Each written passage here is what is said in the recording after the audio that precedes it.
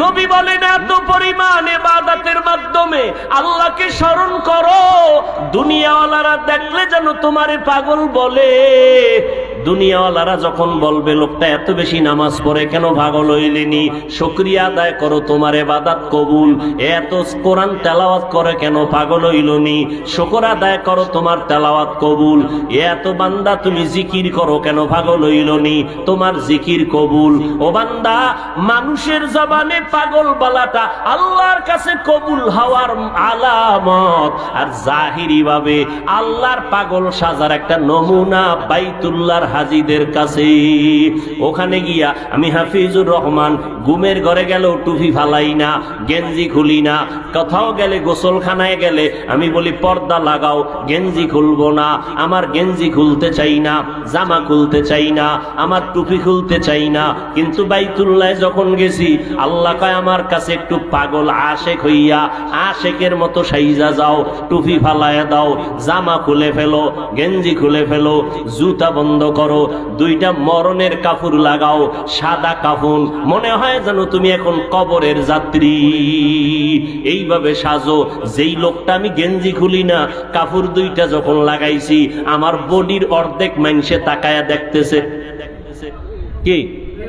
যেই মানুষটা টুপি খুলি না, আল্লাহর আইনে টুপি খুলে ফেললাম কেন? আমি আল্লাহর পাগল। আল্লাহ কইছে, কোনো প্রশ্ন নাই, খুলে লাইছে। এখন যদি কেউ কয় হাফিজ ভাই টুপি খুইলা ফালাও, খুলমুনি, অরে খুইলালাম, আমার টুপি খুলমুনি, কথা ঠিক নেই। এখন যদি বলে গেঞ্জি পইরা বয়ান করো, করমুনি। আপনারা মারহাবা দিবেননি, বলেও না জীবনেও টুপি খুলবো না, আমার গেঞ্জি খুলবো না। ও বাবা, কিন্তু বাইতুল্লাহ যাওয়া মাত্রই টুপিটা খুলে ফেলাইলাম, মরণের কাপড় পরা মাত্র প্রশ্ন ছাড়া সাথে সাথে গেঞ্জি খুলে ফেললাম, মরণের দুইটা কাপড় নিলাম, শরীরের অর্ধেক মানুষে দেখতেছে, এরপরও কোনো কষ্ট নাই। কেন? আমি দুনিয়ার পাগল না, আমি আল্লাহর মুহাব্বতের আশেকার পাগল। এই পাগল হইতে কয় নবী তোমার জলে কেন? আমি হাদিস জানি না তো, এই জন্য জলে। আল্লাহর পাগল হবেন না দুনিয়ার পাগল? দুনিয়ার যারা পাগল, এরা টাকার পাগল, এরা ক্ষমতার পাগল, কেউ আছে নারীর পাগল, কেউ গাড়ির পাগল। যারা যেই পাগল, এটারে নিয়ে গবেষণা কইরা জুমার নামাজটা হইরা, টাকার পাগলেরা টাকার খোঁজে দৌড়ায়, ক্ষমতার পাগলেরা ক্ষমতা নিয়ে দৌড়ায়, যারা চেয়ারের পাগল তারা চেয়ার নিয়ে চলে গেছে। জুমার নামাজের পরে যারা বেশি বেশি দুনিয়া চায়, এরা দুনিয়ার ধান্দায় নেমে গেছে। আর একদল, এরা টাকার পাগল না, পাইলে আলহামদুলিল্লাহ, এরা ক্ষমতার পাগল না, পাইলে আলহামদুলিল্লাহ, কিন্তু এরা আসল পাগল আমার আল্লাহর পাগল। এই জন্য কিছু সময় দোকান বন্ধ করিয়া, টাকার ধান্দা বাদ দিয়া, আল্লাহর মোহাব্বতে পাগলেরা ওয়াজের ভ্যান্ডেলে হাজির। ইবাদতের মাধ্যমে আমরা কার পরিচয় লাভ করব? আল্লাহ। আল্লাহর পরিচয় লাভ হলে আমাদের কি ফায়দা? আল্লাহর সাথে মোলাকাতের তামান্না তৈরি হবে, সে তামান্না পূরণ হবে হাসরের মাঠে, জান্নাতে। অতএব কি বুঝলাম? আল্লাহ আমাদেরকে সৃষ্টি করেছেন মারেফত অর্জন করার জন্য। আল্লাহর মারেফত, আর এই মারেফতের মাধ্যম হলো ইবাদত। আর ইবাদত শিখার জন্য মাধ্যম দুইটা। ইবাদত শিখার মাধ্যম কয়টা? এক হলো উস্তাদ, ব্যক্তি, আর এক হলো কিতাব। ব্যক্তিদের মধ্যে শ্রেষ্ঠ আমার নবী, কিতাবের মধ্যে শ্রেষ্ঠ আমার আল্লাহর দেওয়া কিতাব কোরআনুল কারীম। কিয়ামতের আগের দিন পর্যন্ত ভালো করে শুনেন, আল্লাহ আসল, কোরআন আসল।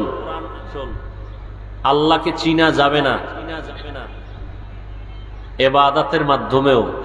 ইবাদত ছাড়া, ইবাদত কেমনে করবেন সে পদ্ধতি জানা যাবে না আমার নবীকে ছাড়া। এখন নবী নাই, নবী বলেন আমি যে নাই আমি উম্মতের কাছে দুটো জিনিস রেখে এরপরে বিদায় নিলাম, কোরআন আর সুন্নাহ। কিভাবে ইবাদত করব তার পদ্ধতি জানতে হলে দুই পন্থা অবলম্বন করতে হবে, ব্যক্তি আর কিতাব। কিতাবের মধ্যে শ্রেষ্ঠ কিতাব কোরআন শরীফ, ব্যক্তিদের মধ্যে শ্রেষ্ঠ ব্যক্তি রহমাতুল্লিল আলামিন। কিয়ামতের আগে কোরআন বুঝা যাবে না যদি হাদিস না বুঝে। কিয়ামত পর্যন্ত হাদিস বুঝা যাবে না যতদিন পর্যন্ত হাদিসের ব্যাখ্যা একমাত্র সাহাবায়ে কেরামদের অনুসরণ না আসবে, তাদের কথা মূল্যায়ন না করবে। একটার সাথে আর একটা চেইনের মতো লাগানো। অতএব রেজাল্ট কি বের হলো? আল্লাহকে পেতে হলে কোরআন লাগবে, ব্যক্তি লাগবে, নবী লাগবে। নবীকে বুঝতে হলে, কোরআন বুঝতে হলে সাহাবায়ে কেরাম লাগবে। সাহাবায়ে কেরামদেরকে বুঝতে হলে তাবেঈন, তাবে তাবেঈন, উলামায়ে মুতাকাদ্দিমিন, মুতাআখিরিন তথা উলামায়ে আহলে হকদের দ্বারস্থ হতে হবে। এজন্য আল্লাহ কি বলছেন? এক আয়াতে বলেন কুনু মা'আস সাদিকিন, আর এক আয়াতে বলেন আতিউল্লাহ ওয়া আতিউর রাসূল ওয়া উলিল আমরি মিনকুম, আর এক আয়াতে বলেন ফাসআলু আহলা যিকরি ইন কুনতুম লা তা'লামুন। তোমরা উলিল আমরের অনুসরণ করো, আল্লাহর অনুসরণ করো, রসুলের অনুসরণ করো, জাননেওয়ালা যারা তাদের অনুসরণ করো। আহলে জিকির, আহলুল্লাহ এদের অনুসরণ করো। আহলে জিকির বা জাননেওয়ালা কারা? কুল হাল ইয়াস্তাবিল্লাযীনা ইয়া'লামুন ওয়াল্লাযীনা লা ইয়া'লামুন। আল্লাহ বলেন যারা জানে যারা জানে না তারা কি সমান? নবীকে বলেন যারা জানে আর যারা জানে না তারা কি সমান? জানে জানে না বলতে কি, যারা আল্লাহর ইলম ও মারিফত সম্পর্কে জানে আর যারা আল্লাহর ইলম ও মারিফত জানে না, এরা কখনো সমান না। অতএব আল্লাহ পাকের ইলম ও মারিফত যাদের কাছে আছে এরা এক নামে আলেম, অপর নামে তারা আরেফ।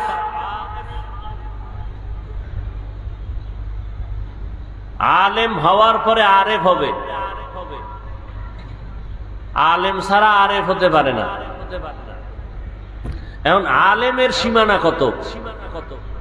ডবল টাইটেল, ডবল কামেল, মুফতি সাহেব না। আল্লাহর কুদরতের পরিচয় পাওয়ার নাম এলেম। আর সেই এলেমটা সঠিক মাপকাঠিতে রাখার জন্য লাগবে কোরআন সুন্নাহ। এজন্য আমাদের এই জমিনের মধ্যে আল্লাহ যেমন মানুষকে হক বুঝার রাস্তা খুলে রাখছেন, আবার এই হকের পথ থেকে লাইনচ্যুত হইয়া যাওয়ার মতো রাস্তা খোলা রাখছেন। কারণ এটা পরীক্ষার হল। পরীক্ষার হলে কেউ পাশ করবে, কেউ ফেল করবে। অতএব যারা পাশ করবে তাদের দ্বারা হবে তারা কোরআন মানবেন, হাদিস মানবেন, নবী মানবেন, সাহাবা মানবেন, আউলিয়া মানবেন, ওলি মানবেন, ওলামায়ে আহলে হক মানবেন।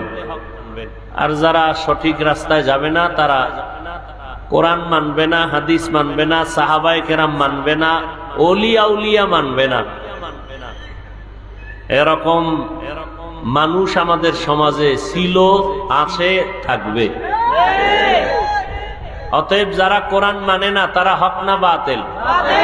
যারা হাদিস মানে না তারা হক না বাতিল? যারা ইসলাম মানে না তারা হক না বাতিল? যারা সাহাবায়ে কেরাম মানে না তারা হক না বাতিল? যারা ওলি আউলিয়া মানে না তারা হক না বাতিল? এতগুলো কথা যারা মানে না এরা তো বাতিলই। এই বাতিলদেরকে যারা বাতিল বলে না তারাও বাতিল। ক্লিয়ার? যারা বলে আমরা ওলি মানি না, আউলিয়া মানি না, আমি মুফতি সাহেব না নাইলে কাফের বলে ফেলতাম। কারণ ওলি মানার কথা আছে বুখারী শরীফে, আউলিয়া মানতে হবে, কথা আছে কোরআন শরীফে। পরিপূর্ণ ঈমান মজবুত করতে পুরা কোরআন মানতে হবে, কিন্তু বেঈমান হইতে পুরা কোরআন অস্বীকার করা লাগবে না। যদি বলে আমি আউলিয়া সংক্রান্ত আয়াত মানি না, তাহলে বেঈমান হওয়ার আর কিছু লাগবে। যদি বলে আমি আবু বকরকে মানি না, বেঈমান হতে আর কিছু লাগবে। কেউ যদি বলে আমি ওমরে ফারুক রে মানি না, বাতিল গোমরা হতে আর কিছু লাগবে। অতএব ক্লিয়ার, ভালো করে এই কথাগুলো মনে রাখবেন, এটা মূল পয়েন্ট।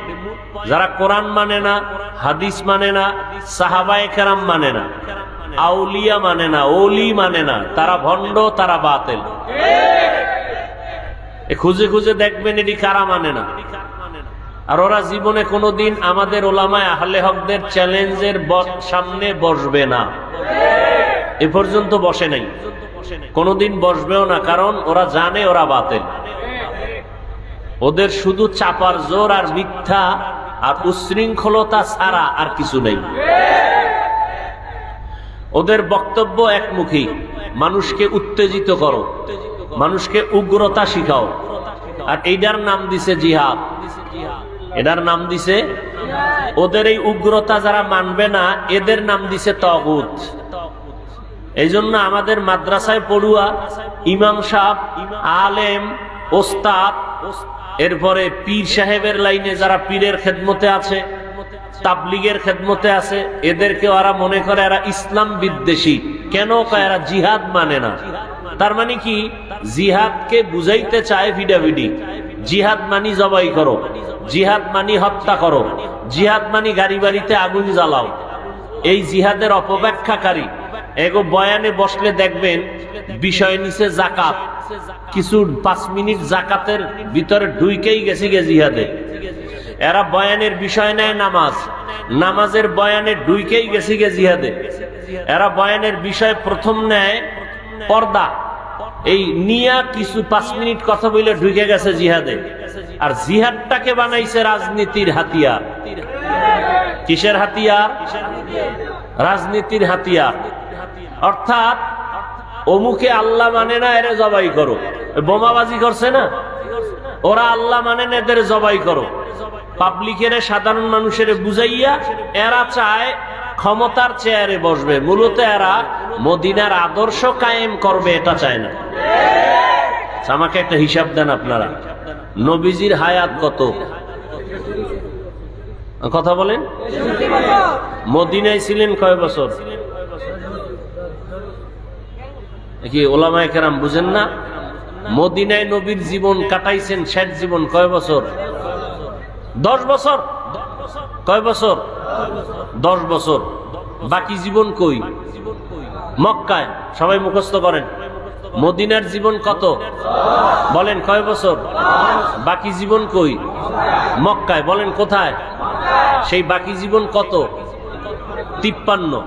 মনে থাকবে? এই 53 বছরের নবুয়তের আগে আর পরে 13 বছর।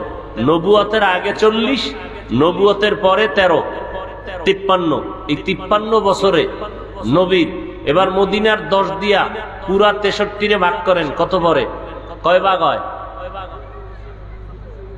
60 ভাগ করেন। 60 ভাগ দেন 10 দিয়া, কয় ভাগ হয়? 6 ভাগ। 6 ভাগের 1 ভাগ মদিনায়। মক্কায় কয় ভাগ? 5 ভাগ। এই 5 ভাগের মধ্যে কোনো জ্বালাও পড়াও নাই। এই 5 ভাগ ইতিহাসের মধ্যে কোনো ভিডাভিডি নাই। এই 5 ভাগ ইতিহাসের মধ্যে কোনো গালাগালি নাই। এই 5 ভাগ ইতিহাসের মধ্যে রসুলের 5 ভাগের ইতিহাস, 53 বছরের ইতিহাসে জ্বালাও পড়াও নাই, মানুষ হত্যা নাই, কোনো আক্রমণ নাই। মাত্র মদিনার 10 বছরে নবী যুদ্ধ করেছেন, তাও বাতিলরা আক্রমণ করেছেন, নবী তা প্রতিবাদ হিসাবে করেছেন। তাও সব যুদ্ধে নবী ডাইরেক্ট উপস্থিত হন নাই, সব যুদ্ধে নবী উপস্থিত হন নাই। অতএব নবীর এই পুরা 53 বছর মক্কার 5 ভাগ মানুষের পায়ে ধরা ইতিহাস, মানুষের বুকে লাগানোর ইতিহাস, কান্নার ইতিহাস, মানুষের গালির জবাব না দেওয়ার ইতিহাস, গীবত না করার ইতিহাস, মানুষের মাথায় হাত দিয়া দাওয়াত দেওয়ার ইতিহাস। 1 ভাগ লইয়া লাফাইতেছো, 5 ভাগের খবর কি? মদিনার 1 ভাগ লইয়া লাফায়, নবীর 5 ভাগের খবর কি? কিয়ামত পর্যন্ত জিহাদের আয়াত কোরআনে আছে না নাই? কিয়ামত পর্যন্ত আল্লাহর আইন জিহাদ চলবে। তার মানে কি ভিড়াও? হত্যা করো। আমরা যে বয়ান করি এটাও জিহাদ। জিহাদ শব্দ জহদুন থেকে আসছে। জিহাদ কাকে বলে? আল্লাহর দ্বীন জমিনের মধ্যে বাস্তবায়ন করার চেষ্টা করার পদ্ধতির নাম জিহাদ। ওলামায়ে কেরাম ভুল হলে ধরায় দেন। আল্লাহর দ্বীনে হক জমিনের মধ্যে উম্মতের ভেতরে বাস্তবায়ন করার চেষ্টার পদ্ধতির নাম। তাহলে আমরা যে বয়ান করি কি চাই? উম্মত আল্লাহর দ্বীন মতে চলুক, কথা ঠিক? এটাও জিহাদ। মাদ্রাসায় যারা পড়ে এরাও জিহাদের অন্তর্ভুক্ত। যারা ইমামতি করে, মানুষকে দাওয়াত দিয়া নামাজি বানায়, এরাও জিহাদের অন্তর্ভুক্ত। অতএব উগ্রবাদী, জঙ্গিবাদী, যারা উশৃঙ্খল, এদেরকে সতর্ক করার স্বার্থে উম্মতের মাথাকে পরিষ্কার করতে হবে। জিহাদ মানি হত্যা নয়, জিহাদ মানি কতল খেতাল না, জিহাদ মানি উগ্রতা না, জিহাদ মানি জ্বালাও পড়াও না, জিহাদ মানি গরবারি জ্বালায় দাও তা না। প্রত্যেকটা রসুলের সুন্নাত বাস্তবায়ন করার চেষ্টা করার নাম জিহাদ। হ্যাঁ, তরবারির যে জিহাদ, এটা জিহাদের অনেকগুলো ভাগের মধ্যে মাত্র একটা ভাগ। জবানের জিহাদ, হাতের জিহাদ, যারা কলম দিয়া কোরআন হাদিসের সঠিক কথা উম্মতের কাছে পৌঁছাইয়া দেয় সাংবাদিকতার মাধ্যমে, এরাও জিহাদের মধ্যে শামিল। বুঝাইতে পারছি? একটা ভাগ শুধু তরবারির জিহাদ। তা কখন? কিয়ামত পর্যন্ত এটা জারি থাকবে। কোন হিসাবে? বাংলাদেশের জিহাদ কখন? বাংলাদেশের সব উলামায়ে কেরাম উল্লেখযোগ্যরা বসবেন, বোর্ড তৈরি করবেন। বোর্ডের মধ্যে মুফতি সাহেবরা, আহলে হক উলামায়ে কেরাম ফতুয়া জারি করবেন। পরিস্থিতি এমন, এই পরিস্থিতির মধ্যে এখন তরবারির জিহাদ, কাফের বেঈমানের মোকাবেলায় ময়দানে নামতে হবে। সব উলামায়ে কেরাম উল্লেখযোগ্য বসে বোর্ড তৈরি করে ফতুয়া দিয়া, দস্তখত দিয়া যখন ফতুয়া ছেড়ে দিবেন, সেই সময় তাদের ফতুয়ার আলোকে উম্মতেরা ময়দানে নেমে তখন হবে তরবারির জিহাদ। এটা হলো ভিন্ন লাইন। আপনি সিফাগল্লিতে বয়ে বলবেন আরে ধর আর মার, এর নাম আত্মহত্যা। আপনি সিফাগল্লিতে বয়ে বলবেন ওকে ধরো আর মারো, এটা জিহাদ নয়। আপনি যদি মারেন, আপনি আত্মহত্যাকারী হিসাবে, আপনি আত্মহত্যা করনেওয়ালা হিসাবে আল্লাহর জাহান্নামে যেতে হবে। 2 জন সাহাবী একজনে আর একজনের কুস্তি দইরা মেরে ফেলছে। নবীর কাছে আসছে, নবীকে বলে নবী জান্নাতি কে? দোনোটা জাহান্নামী। একজনে আর একজনকে মেরে ফেলছে। নবী কয় জান্নাত। সাহাবী বলে জান্নাতি কে? দোনোজন জাহান্নামী।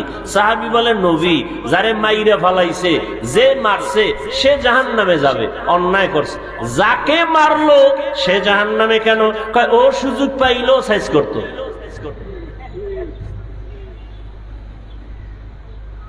অতএব ওলামায়ে কেরাম, ইমাম সাহেবদেরকে আমি বলবো, মানুষের অন্তরকে ধোলাই করেন ওই কুচক্রী মহল, ইসলামের লেবাসদারি, এই সমস্ত ধান্দাবাজ যারা জিহাদের অপব্যাখ্যা করে উম্মতকে উত্তেজিত করে ফেলেছে, উম্মতকে উগ্রতার দিকে ঠেলে দিয়েছে। এদের বিষয়, জিহাদের বিষয় আপনারা মোতালা করেন, জিহাদের বিষয় যথেষ্ট পরিমাণ গবেষণা করে উম্মতকে পরিষ্কার ভাষায় বয়ান করুন। জিহাদ মানি উগ্রতা। এই কারণে বেঈমান মুশরিকরা, বেঈমান ইহুদিরা আমাদের জিহাদকে বলে আমরা জঙ্গিবাদী। কেন? কিছু কিছু অপব্যাখ্যাকারীদের অপব্যাখ্যার কারণে। এরা কি বলে জানেন? উম্মা মুজাহিদ নাম দিছে, তুমি কোন দিন পল্টনে ভিডাভিডি করছো? বলে না? বলে না? এই তুমি মুজাহিদ নাম দিলা, মাদ্রাসায় পড়াইয়া কেমনে জিহাদ করলা? ও বক্তা সাহেব, তুমি শুধু ওয়াজ কইরা কেমনে জিহাদ করলা?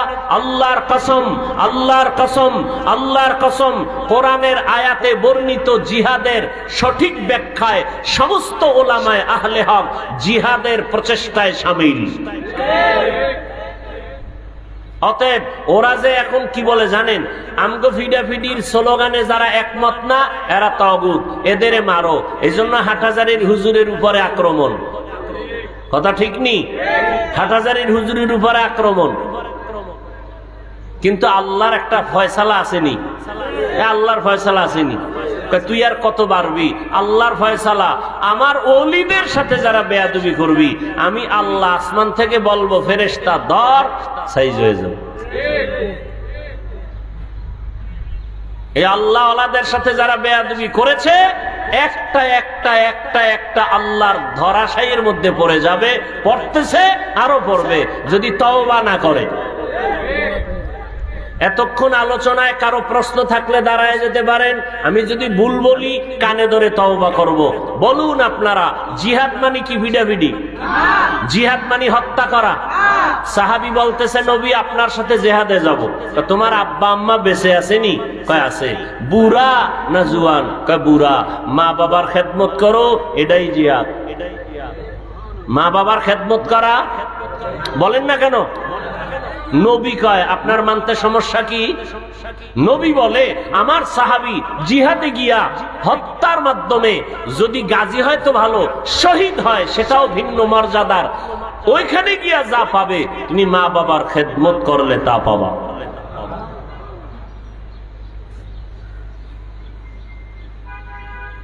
অতএব এই জেহেন পরিষ্কার করেন। ওরা কিন্তু আপনাদেরকে ব্যবহার করতেছে, ব্যবহারের পুতুল হইয়েন না, সাবধান। আর এই উল্টা পাল্টা বক্তব্য দিয়া এরা চায় ক্ষমতায় যাবে, কত আগে ক্ষমতায় যাবে। আপনাদের ব্যবহার করে ক্ষমতায় যাবে কেন? আমরা কোন ব্যক্তির স্বার্থে ব্যবহার হতে রাজি নাই। আমরা ব্যবহার হব ইসলামের জন্য, আমরা ব্যবহার হব আল্লাহর জন্য, রসুলের জন্য, সাহাবায়ে কেরামের জন্য, কোন দান্দাবাজের জন্য না। আল্লাহ সবাইকে বুঝার তৌফিক দান করেন। রাগ করলেন? আমি তো ওপেন বললাম, ওলামায়ে কেরাম আছেন, ভুল হলে বলেন, কানে ধরে তওবা করুন। কিন্তু সবাই এই বয়ান চালু করতে হবে। দুইটা বয়ান এখন বর্তমানে বেশি বেশি করবেন ওলামায়ে কেরাম। এই জিহাদের অপব্যাখ্যাকারীদের মুখোশটাকে উন্মোচন করবেন। বাতিলের বিরোধিতা করা ফরজ। বলেন, বাতিলের বিরুদ্ধে বয়ান করা নাকি হিংসা? এই বাতিলের বিরুদ্ধে কথা বলা হিংসা না ফরজ? কালেমাকে কুফরি বলে, এতে হিংসা নাই। আমরা জবাব দিলে কয় হিংসা। ওলিয়া উলিয়া মানি না কয়, এতে হিংসা নাই। আমরা জবাব দিলে বলে হিংসা। ওমরে ফারুকের বিরোধিতা কইরা তারাবির নামাজ কাইটা দিছে, এতে হিংসা নাই। আমরা জবাব দিলে কয় হিংসা। সাহাবায়ে কেরামের বিরোধিতা করে, এতে হিংসা না। আমরা জবাব দিলে বলে হিংসা। কোরআনের মধ্যে জাল আছে, সূরায়ে বুরুজ কোরআনের সূরা না, এ কথা বললে হিংসা লাগে না। আমরা জবাব দিলে কয় হিংসা। আছে না নাই? খুব সাবধান। এতদিন শুনছেন আহলে হাদিস নামের এক দল, নতুন করে আর এক দলের উদ্বোধন হয়েছে আহলে না কেন আহলে কোরআন। বলেন আহলে কোরআন। এরা হাদিস মানে না, শুধু কোরআন মানে।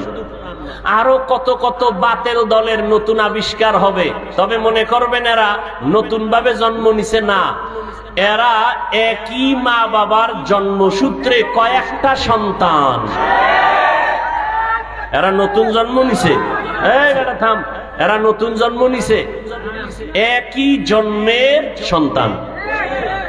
ঘুরে ফিরে দেখবেন এগো সব নাটের গোড়া এক জায়গায়।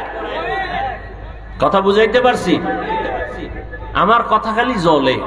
এজন্য ওরা সব চাইতেছে আমাদের জবান বন্ধ রাখবে। আমাদের জবানটাকে বন্ধ করলেই ওদের উদ্দেশ্য ময়দানে বাতিল পন্থায় হাসিল করতে পারবে। এই জন্য এখন ওরা আলেমদের বিরুদ্ধে, অর্থাৎ যারা এই চিল্লা পাল্লার বয়ান করে না, গরম বয়ান দিয়ে মানুষকে গরম বানায় না, যারা ঠান্ডা মেজাজের কবরে রস করলে, জাহান্নামে রস করলে কি ইনায়া বিনায়া একটু বাঁকা চোখে তাকায়। ও মিয়া, কোরআন শরীফে জান্নাত জাহান্নামের ওয়াজ নাই? তাই তুমি 5 ভাগের 1 ভাগে রস করবা মদিনার, তো বাকি 5 ভাগের ওয়াজ কে করবে?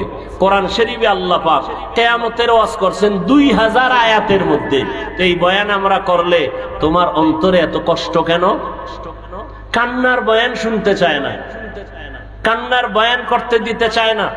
এই জন্য জবানকে বন্ধ করার জন্য বহু ষড়যন্ত্র চলতেছে।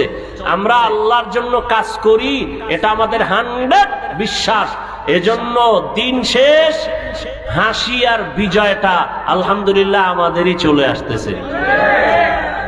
নাহলে এত তুফানের মধ্যে আমার মতো একটা নাদান টিকে থাকা কি মনে করছেন এই যুগে? না আমার কোনো এলেম আছে, না আমল আছে। হ্যাঁ, আল্লাহর জন্য কাজ করি তো আল্লাহর মদদ অবশ্যই সন্নিকটে। কি কথা ঠিক না? অতএব আমরা আল্লাহ, এই যে এতগুলো কথা বললাম, কোন ব্যক্তিকে খুশি করা, একমাত্র আল্লাহর মোহাব্বত নিয়ে কথা বলেছি। কোন ব্যক্তি, আমি কোন দল করি না। কেউ সন্দেহ করতে পারতো যে হাফিজ ভাই একটা দল করে, তো মানুষকে মনে হয় ভিন্ন দিকে বুঝায় তার দলে ঢুকাবে। আমি কোন দলই করি না দুনিয়ার লাইনের বর্তমানে। তো আপনি আমাকে সন্দেহ করবেন কিভাবে? আমি যা বলেছি আল্লাহর মোহাব্বতে বলেছি। জিহাদকে অস্বীকার করার কোনো সুযোগ নেই, কারণ কোরআনের আইন। তার মানে এটা না জিহাদ মানে জবাই করো, জিহাদ মানে আগুন জ্বালাও, জিহাদ মানে মানুষ হত্যা করো না। আমার রসুলের মদিনার জিহাদের ইতিহাস পড়েন।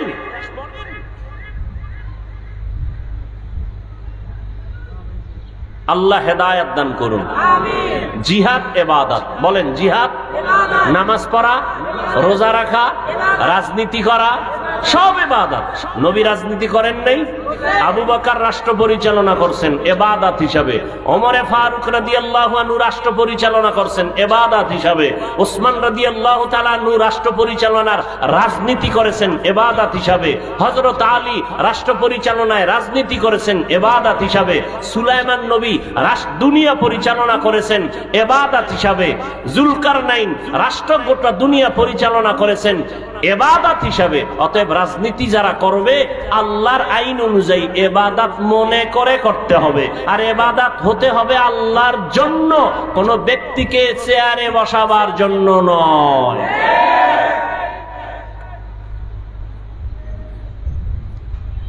এবার যাদের অ্যালার্জি আছে, এটা কি রমজানের বয়ান নি? হ্যাঁ, এটা কি রোজার বয়ান? দাওয়াত দিছে রোজার ওয়াজ শুনবো, এটা কি একটা রোজার বয়ান হইলো? তাহলে রোজার বয়ান যদি শুনতে চাইতেন 17ই রমজান দিলে খুব কাম হইতো। কোন রমজান? বদর দিবস। 17ই রমজান বদর যুদ্ধের দিবস। ওই দিন দিলে ওটা তো জিহাদের একটা অংশ, ওই দিন কইলে একটু মজা হইতো। আমি কিন্তু জিহাদের ওয়াজ লই নাই, জিহাদের বিপক্ষেও বলি নাই, ধান্দাবাজদের মুখ উন্মোচন করেছি, কারণ এটা রাসূলের সুন্নত, কোরআনের আইন অনুযায়ী ফরজ। অতএব ভণ্ডদের বিরুদ্ধে কথা বলা এটা হিংসা না ফরজ? মনে থাকবে। আল্লাহ বুঝার তৌফিক দান করেন। আমার আলোচনার বিষয়ের পয়েন্ট ইবাদত। পয়েন্ট কি? ওয়ামা খালাকতুল জিন্না ওয়াল ইনসা ইল্লা লিয়াবুদুন।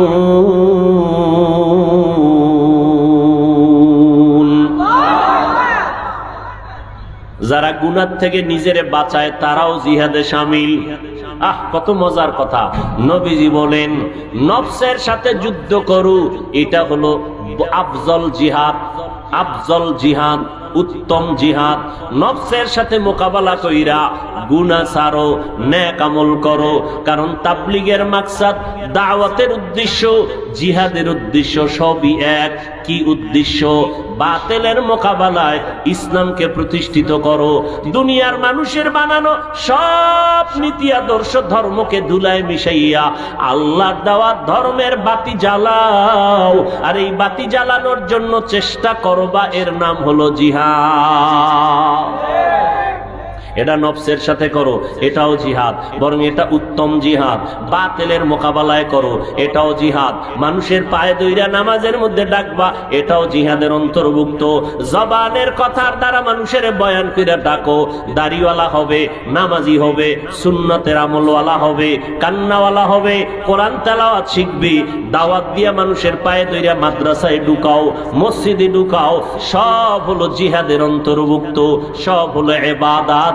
ইবাদত মন গড়া হবে না, ইবাদত হবে আল্লাহর জন্য মদিনাওয়ালা নবীর তরিকায় আর সাহাবায়ে কেরামদের নমুনায়। কাদের নমুনা? সাহাবায়ে কেরামদের নমুনা। দলিল চাও? দলিল আল্লাহ কোরআনে বলেন, আমিনু কামা আমানান নাস, তোমার ইমানটা মজবুত করো। মাপকাঠি লাগবে, অমুকের মতো ইমানটারে মজবুত করো। অমুককে বলে সাহাবায়ে কেরামের ইমানের মতো তোমার ইমানটা আসেনি, তো তোমার ইমানটা সঠিক। কে কয়? আল্লাহ। কে কয়? কোরআন শরীফ খুলো। আমিনু কামা আমানান নাস, তোমাদের ঈমান আনো ওই মানুষের ঈমানের মতো। ওই মানুষ কারা? সমস্ত মুফাসসিরিনে কেরাম বলেছেন ওই মানুষ হলো সাহাবায়ে কেরাম।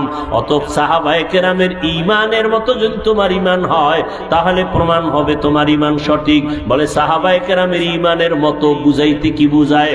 আল্লাহর নবী ওমরে ফারুক রে বলতেছেন, ওমরে ফারুক আপনি আমাকে মোহাব্বত করেন? বলে করি। বলে কেমন? আমার আব্বা আম্মা, আমার স্ত্রী, আমার পরিবার থেকে আমি আপনাকে বেশি মোহাব্বত করি। নবী বলেন আপনার ঈমান এখনো কামেল হয় নাই। নবী কেমনে কামেল হবে? নবী বলেন আপনার জীবনের থেকেও যদি আমাকে মোহাব্বত করেন তো আপনার ঈমান কামেল।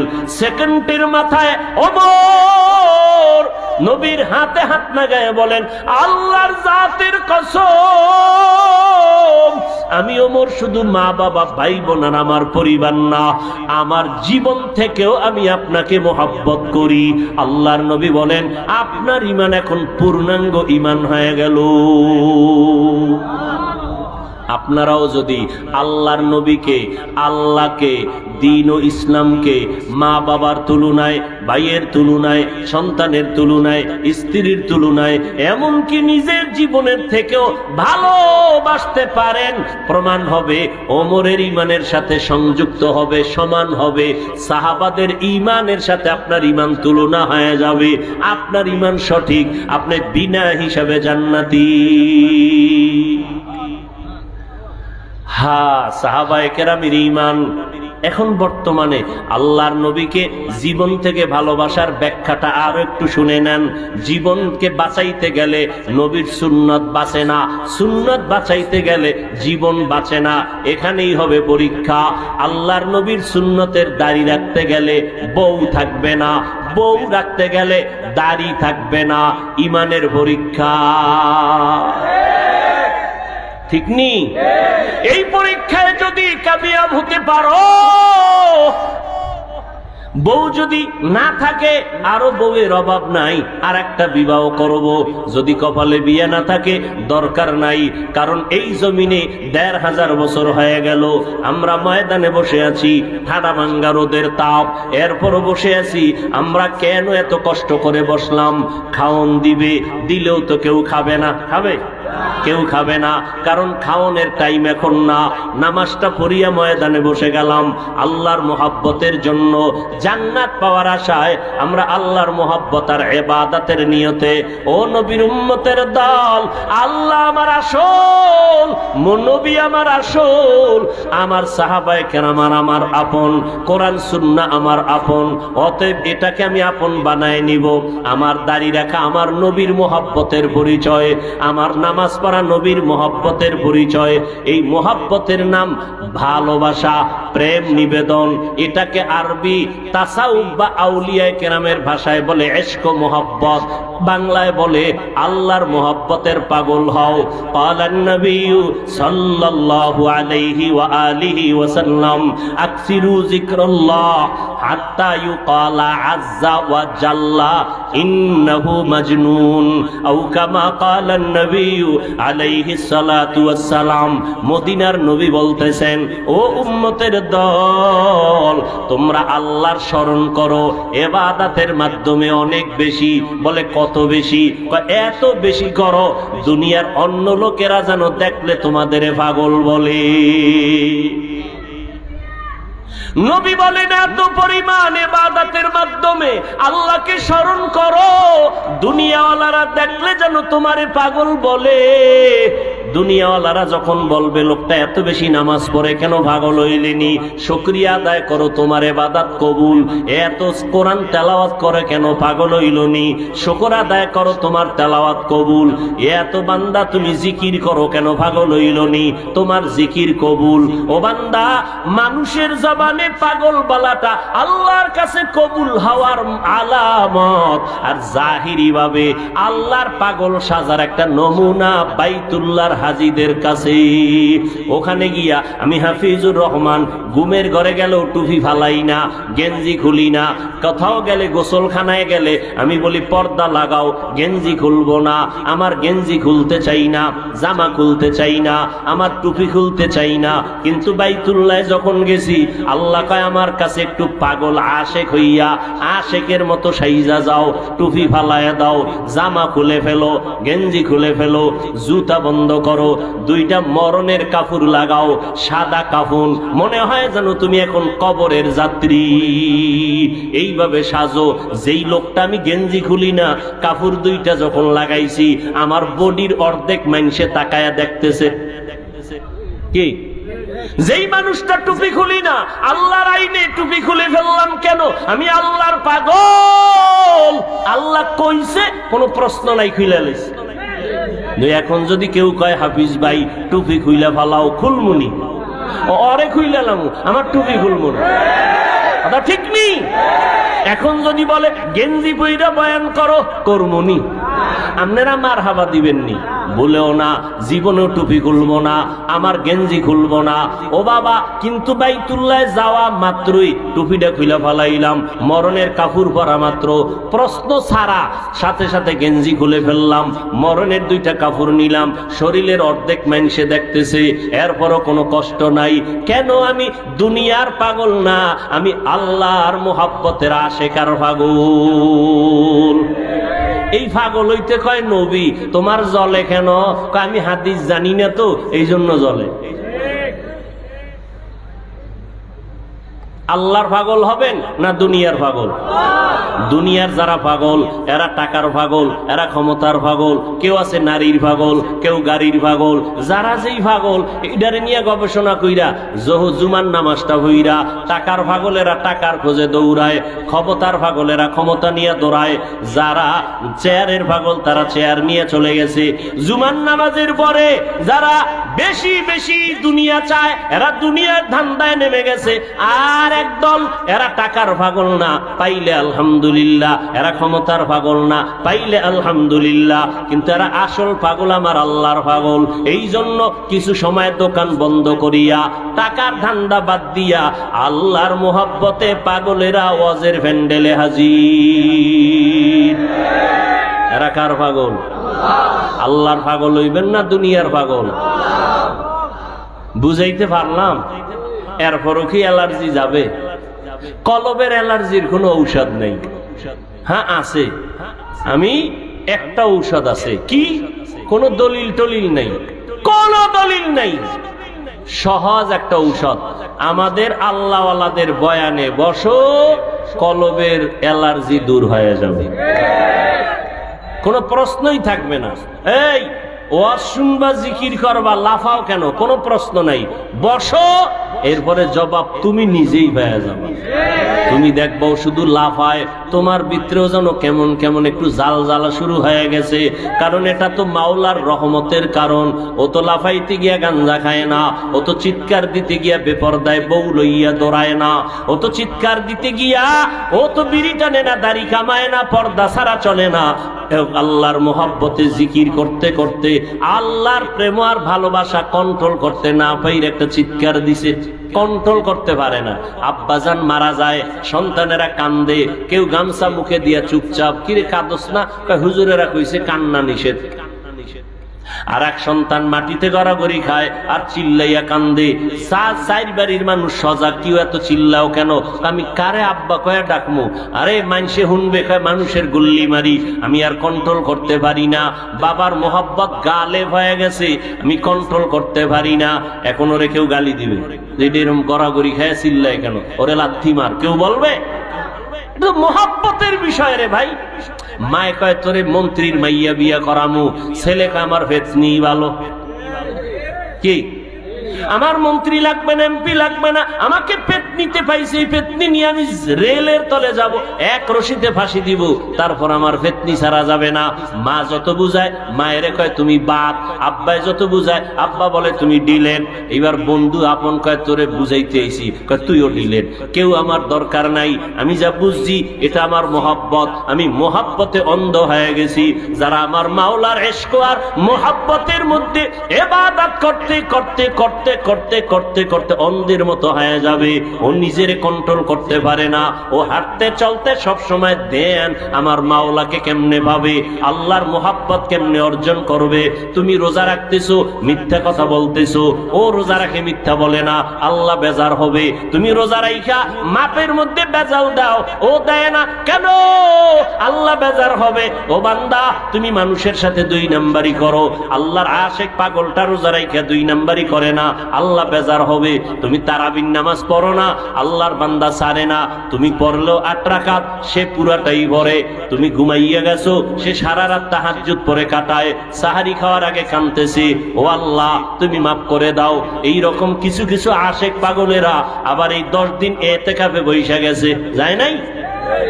কয় যে এখন আল্লাহর সাথে মজা আরো ভালো হবে, এখন পুরা রাত পুরা দিন ছেলের চিন্তা নাই, মেয়ের চিন্তা নাই, সংসারের চিন্তা নাই, এই 10টা দিনে 5টা খতম করব, সারাটা রাত তাহাজ্জুদ পড়ব, আমি মাওলা পাকের আশেকের খাতায় নাম লেখাবো। কিয়ামতের দিন আমার আল্লাহ বলবেন, হাসতে হাসতে আমার আশেক বিনা হিসাবে জান্নাতে যাবে। আল্লাহর মুহাব্বত বলো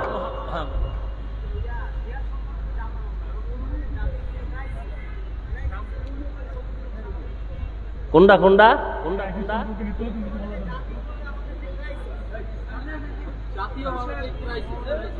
বলুক বলুক, সমস্যা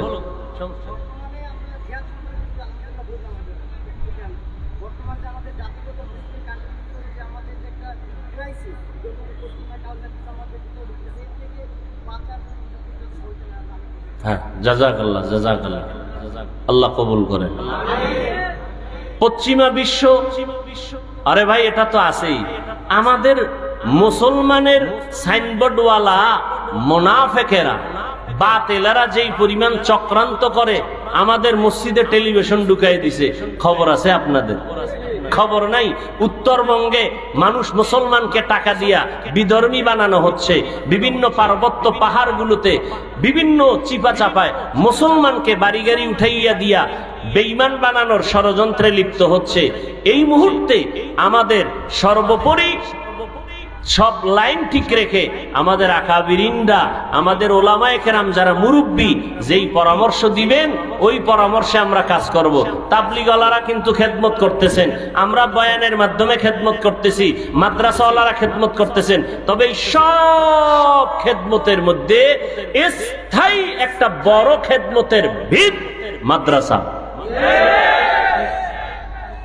দুনিয়াতে এই আহলে হকের মাদ্রাসা উঠাইয়া দাও, 100 বছর বয়ান করে যা না হবে এর থেকে 1000 গুণ বেশি হবে একটা কোরআনী মাদ্রাসার মাধ্যমে।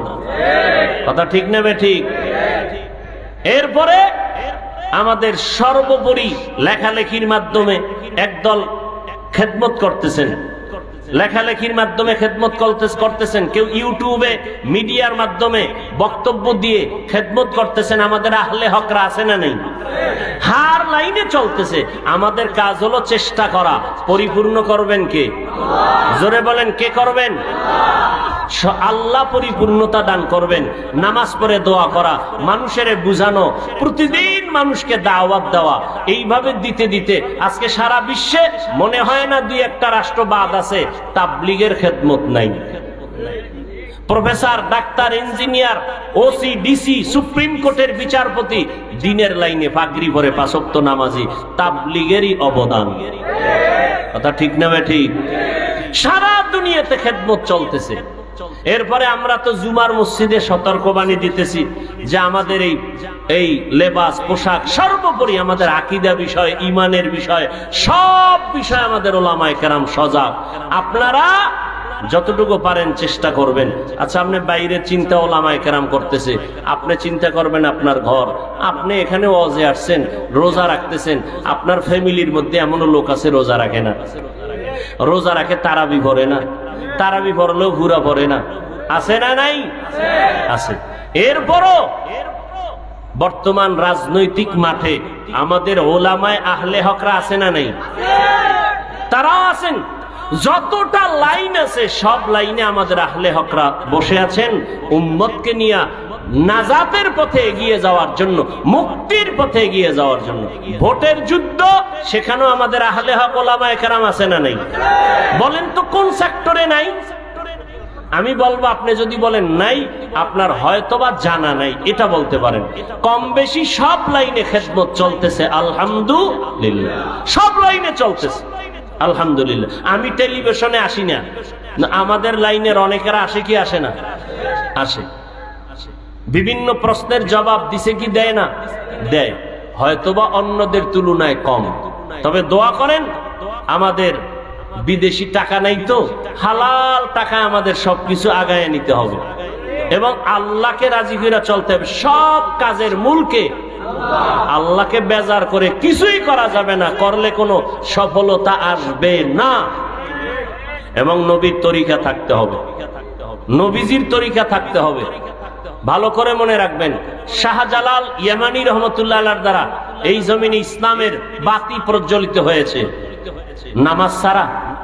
বরং তাহাজ্জুদের নামাজ আর আজান আর মোনাজাত, গৌর গোবিন্দের ধ্বংস আর পতন হয়ে গেল। কথা ঠিক নেই? তবে আমার যুবক ভাই যে প্রশ্নটা করছেন, এটা লিখিত আকারে প্রশ্নটা, বিস্তারিত কি বুঝাইতে চাইছেন এটা আমার বুঝতে সময় কম, লিখিত ভাবে দিবেন।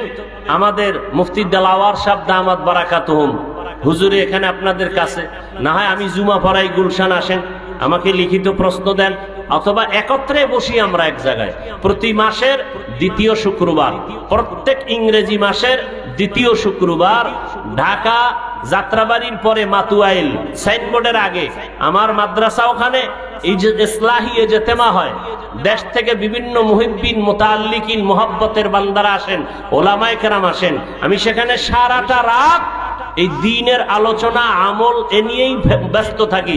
প্রত্যেক মাসের দ্বিতীয় শুক্রবার আসর থেকে শুরু ফজর পর্যন্ত ইনশাআল্লাহ আপনাদের দাওয়াত যাবেন। কত প্রশ্ন আছে বলবেন, ভুল থাকলে ধরায় দিবেন, সাথে সাথে তওবা করে নিবেন ইনশাআল্লাহ। ভুল করা এটা মারাত্মক না, ভুল থেকে তওবা না করা যত বড় মারাত্মক। আল্লাহ আমাদের বুঝার তৌফিক দান করেন। তাহলে ময়দানেও আমাদের কাজ চলে, ঘরের মধ্যে কাজ চলে, মাদ্রাসার মাধ্যমে, দাওয়াত ও তাবলীগের মাধ্যমে, পীর মুরিদির মাধ্যমে। বর্তমান বাংলাদেশ নিয়ে বুঝি, বাংলাদেশের মানুষ 3 দল। বলেন কয় দল? 3 দল। এক দল রাজনৈতিক মুখী, আর এক দল তরিকত মুখী, পিশাব মুখী, পীরের দরবার মুখী। এই গেল 2 দল। আর এক দল আছে মাঝখানে, এরা কোনো মুখী না, নিজে নিজে যা বুঝে এদিকেই দৌড়ায়। এই মানুষ নিয়ে বেশি পেরেশানি। এই 3 সাইডে আমাদের আহলে হকদের খেদমত চলতেছে আলহামদুলিল্লাহ। যারা নিরপেক্ষ খালি পড়ে, ওই অমুক ভাই বই দিয়েছে এটা পড়ে, আমাদের লেখালেখির মাধ্যমে বহু কিতাবাদি এখন চলতেছে, এগুলো মানুষের হাতে হাতে পৌঁছায় দেন। মুফতি দেলাওয়ার শাহ হুজুরের লেখা বই, আরো অনেক কিতাব, হাজার হাজার কিতাব, এগুলো দেন বাংলায় লেখা, এগুলো হাতে হাতে পৌঁছায় দেন। এই একটা খেদমত। পীরের লাইনে আমাদের আহলে হকরা আছে না নাই?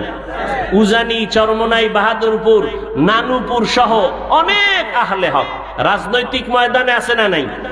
কি আমাদের দেওবন্দি আহলে হকরা আছেন, তারা নবীর সুন্নত অনুযায়ী চলেন, উম্মতকে ওইভাবে দাওয়াত দেন। প্রত্যেকটা ইস্যুতে, পঞ্চগড়ে কাদিয়ানির বিষয়, জীবনকে বাজি রেখে শহীদ হয়েছেন আল্লাহর নবীর কালেমাকে ঠিক রাখার জন্য। কই বহু চিৎকার দেনে ওলাকে ওদিন পাওয়া যায় নাই। আমরা তো নিয়ে চেঁচামেচি করি না, আল্লাহর জন্য কাজ করি। কে আসলো না আসলো বিচার হবে হাসরের ময়দানে, পুলসিরাতের গোড়ায় দেখা হবে সবার সাথে। কথা ঠিক না? অতএব যে কোনো ইস্যুতে আমাদের আহলে হক দেওবন্দীদের ভূমিকা আছে না নাই? যদি কেউ প্রমাণ দিতে পারে আমাদের আহলে হকদের ভূমিকা নাই, আমাকে বলেন। আমি হাফিজুর রহমান, এলেম নাই কিচ্ছু নাই, কিন্তু যত বড় ব্যক্তি হোক বাংলাদেশে আমি তার কাছে যাওয়ার মতো সুযোগ আছে। আপনার বার্তা পৌঁছাইয়া দেওয়ার মতো সুযোগ আমার আছে আলহামদুলিল্লাহ। আমাকে বলেন যে এই লাইনে ভূমিকা নাই, আমি দ্রুত চলে যাব সেখানে, যে হযরত এই লাইনে ভূমিকা রাখেন না কেন, এই বিষয়ে কথা বলেন, উম্মত আমাদের থেকে জানতে চায়, আমাকে বলেন, আমি চলে যাব তাদের কাছে। কিন্তু আমি যতটুকু জানি সব লাইনে কম বেশি খেদমত চলতেছে। তবে একদিনে সফলতা অর্জন হবে না, একদিনে সফলতা অর্জন হবে না, বহু সময়ের ব্যাপার, বহু সময়ের ব্যাপার। মিয়া আমি বয়ান করছি আধা ঘন্টা, আপনি টেলিভিশন আর মোবাইল দেখবেন সারা রাত, তাহলে আমার এই আধা ঘন্টার অ্যাকশন থাকবে সারা রাতের বয়ানের সামনে? আপনি দুনিয়ার টেলিভিশন দেখবেন, দুনিয়ার লেকচার দেখবেন, ভণ্ডদের লেকচার দেখবেন, দেখা দেখা এরপরে উল্টা পাল্টা করলে আপনারা কেমনে ফিরম? হ্যাঁ, আপনি যদি লাগাতার যোগাযোগ রাখেন আমাদের আহলে হকদের সাথে, তাহলে আপনাকে কেউ ডিস্টার্ব করেও পার পাবে না। আর ওরা যারা দেখে, ওরা দেখে যেই মানুষগুলো আকবর কমপ্লেক্সে উজানি দৌড়ায়, চরমনাই দৌড়ায়, এইরকম দেওবন্দীদের সাথে দৌড়ায়, এদের করার ডিস্টার্ব বেশি করেও না। ওরা ডিস্টার্ব করে ওই সমস্ত মানুষ যারা নিরপেক্ষ থাকে, কোন দলে নাই, ও গো গিয়া পুরা তাবিজ টাবিজ লাগায়। এই আহলে কোরআনের দলে অধিকাংশ জেনারেল লাইনের মানুষ যারা নিরপেক্ষ থাকে, দিলটা নরম, জিহাদের কথা বুঝাইছে তো দিল নরম হয়ে গেছে, এদের উপর আক্রমণ করে। এদেরকেও আমরা কাছে টানার চেষ্টা করি মোহাব্বতের ভাষা দিয়া, গালি নয়। রাজি আছি ইনশাআল্লাহ? রমাজানের শেষের দিকে নাজাতের এই দিনে আমরা আল্লাহর কাছে কান্নাকাটি করি। তারাবির নামাজ কয় রাকাত পড়েন আপনারা? নাকি আর মাজায় সমস্যা 8 রাকাত পড়েন? হ্যাঁ হ্যাঁ, আপনার কোনো অসুস্থতা কঠিন হলে সেটা ভিন্ন কথা, কিন্তু আপনি জিদ কইরা আপনি বিষ পড়বেন না, তা কিন্তু এই বিষে জাহান্নামে যাবেন। খবরদার, 20 রাকাতের কম পড়বেন না ইনশাআল্লাহ। একটা খতম কোরআন তো হবে ইনশাআল্লাহ। কোরআন নাজিলের মাসে কয় খতম দিছেন? একজনে কয় 22 খতম দেওয়া হয়ে গেছে। কেমনে দিলেন? কয় একবার আলহামদু, 3 বার কুল হু আল্লাহ, 22 খতম হয়ে গেছে। 27-এর মোনাজাতের আগে আরো 4-5 খতম হয়ে যাবে। কাগজ ধরায় দিবি, ইমাম সাহেব দোয়া করেন, আমার মা খতম দিছে 13টা, আমার বোন খতম দিছে 26টা।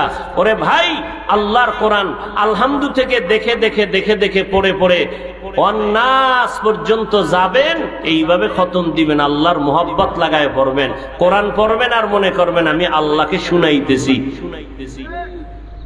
আল্লাহকে শুনাইতেছি। আর গরিবের হক যার উপরে যা আছে আদায় করার চেষ্টা করেন, গরিবদের হক আদায় করার চেষ্টা করেন।